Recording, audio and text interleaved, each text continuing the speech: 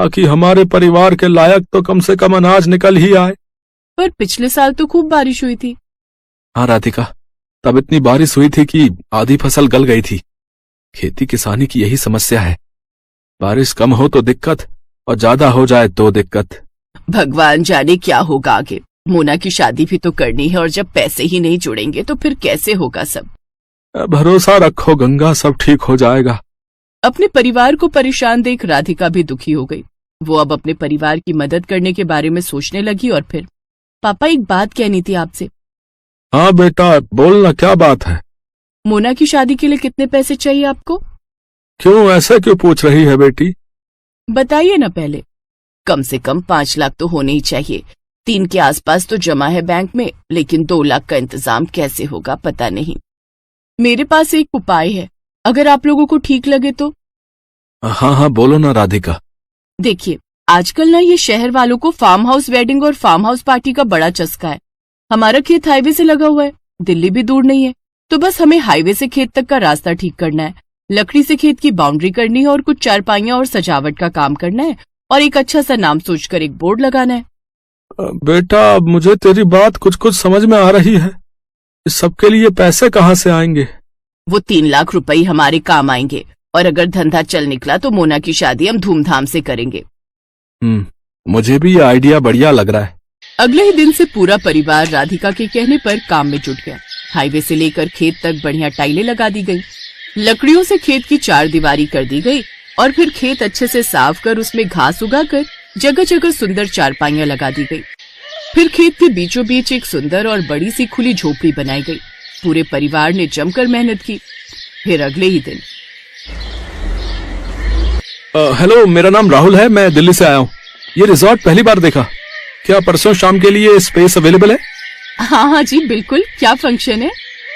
मेरे बेटे का बर्थडे है, केटरिंग मैं खुद देख लूंगा, बस मुझे ये जगह अच्छी लगी। मेरा बजट 20,000 का है, बोलिए आपको चलेगा? जी हाँ बिल्कुल। थैंक यू सो मच, ये लीजिए 10,000 रुपए एडवांस। राधिका का प्लान काम कर रहा था। 2 दिन बाद राहुल ने अपने बच्चे का बर्थडे खूब अच्छे से मनाया। राधिका और उसके परिवार ने पूरे खेत को गुब्बारों और रोशनी से सजाया था। ऐसे ही धीरे धीरे लोगों को गंगा के रिजॉर्ट के बारे में पता चलता गया और लोग आते गए। अब तो राधिका और उसके परिवार को काम से फुर्सत नहीं थी। फिर ठीक 2 साल बाद, भैया खाना जल्दी लगाओ, बारात आने वाली है। जी मैडम, अभी लगाता हूँ। ओहो, मोना तैयार हुई कि नहीं? मोना मोना आ जाओ भाई। देख रही है राधिका अपनी ननद को? हाँ माँ, परी से कम नहीं लग रही है।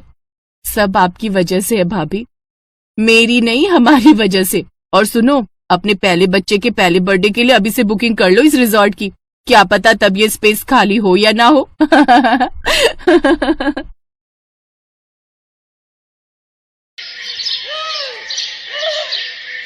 विदाई के वक्त सिमरन अपने पिता से लिपट कर खूब रोती है।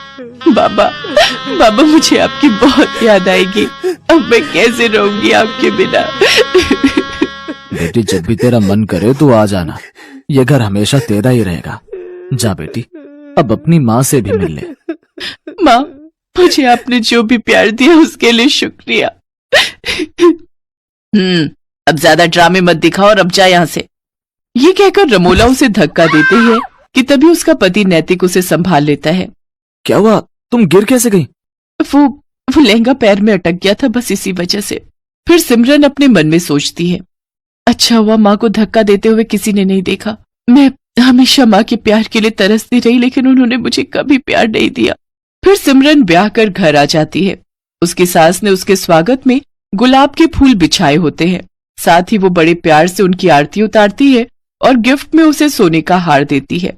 ये ले मेरी प्यारी बहू, तेरा सगुन। बहू, अब से ये घर तेरा है और हम सब भी। तुझे कुछ भी चाहिए होगा या किसी काम में मदद चाहिए हो तो हमें कहना। अच्छा, अब तुम दोनों थक गए होंगे, थोड़ी देर आराम कर लो, बाकी की रस्में फिर करेंगे। शुक्रिया माँ जी। सिमरन नैतिक के साथ कमरे में चली जाती है और आराम करती है। फिर दिन के 1 बजे उसकी नींद खुलती है। ओह गॉड, कितनी देर हो गई, मेरी पहली रसोई की रस्म भी अभी बाकी थी। माँ जी तो बहुत गुस्सा करेंगी।